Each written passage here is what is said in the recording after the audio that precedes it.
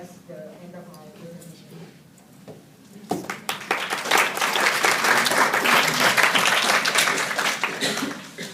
Is everybody feeling more relaxed now? So can we have the questions now? Any questions? Hello. From the video just now, I actually experienced some motion sickness, and I actually concluded that it was because of the screen tearing during the movement. Why does that happen? Do you have any solution to fix that?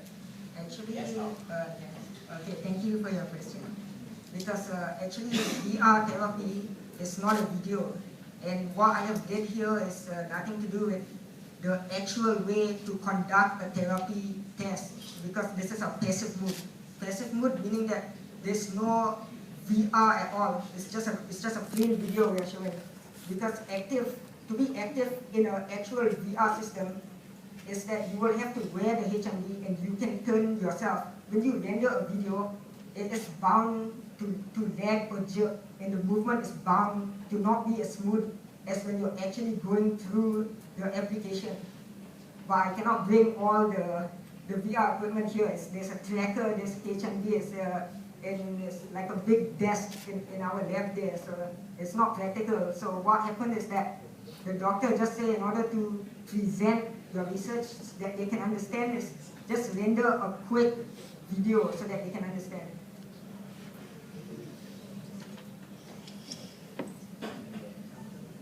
I have a follow-up question.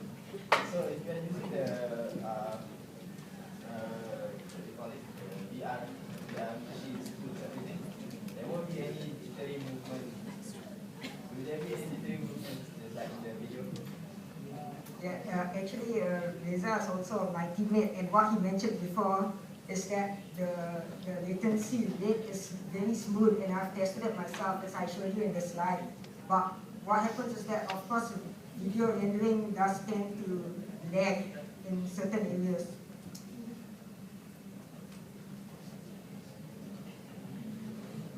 Any more questions? In your therapy, actually what else the users can do to relax themselves? Okay, so your question is, what else can the user do in the VR to relax?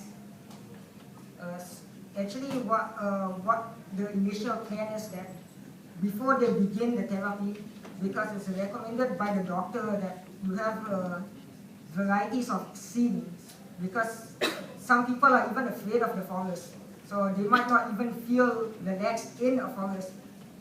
And we have developed other scenes such as beach or forest and many more, but this is just an example. What we meant by what they can do is that in different scenes, like a forest, is quite limited to what we can do in a forest. Of course, you can walk down the forest path, or maybe there's a tree there, or you can see birds, but it's not much that we can do actually in a real forest, in fact. And we have to follow the script that was given by the actual psychiatrist. So we cannot simply make the patient jump inside the water for fun, because the doctor won't approve that. He will say maybe they might get more stressed, they might be a crocodile or something. So we have to still maintain our research based on approval by doctors. I think we'll take one more question due to constraint of time. How do you promote immersion by just using the HMD? I mean, Mr. Reza's project also like promotes simulating movements, but how it's a bit immersive. But since your work is more to just sit in one place and then just wait HMD run. So how are you going to promote immersion and? Okay, I think what you're trying to say is that yes, it's through virtual reality. There are possibilities of all kinds of immersion. In fact, I've seen some tutorials where some people are even swimming in virtual reality. But like I mentioned before, the doctors doesn't want the virtual reality part of the aspect of that they can do totally anything, because immersion is, we want it as immersive as possible. However, in reality, you can almost do anything, but in order to treat stress, we can only do certain things with the VR capability. That was a very, very interesting talk.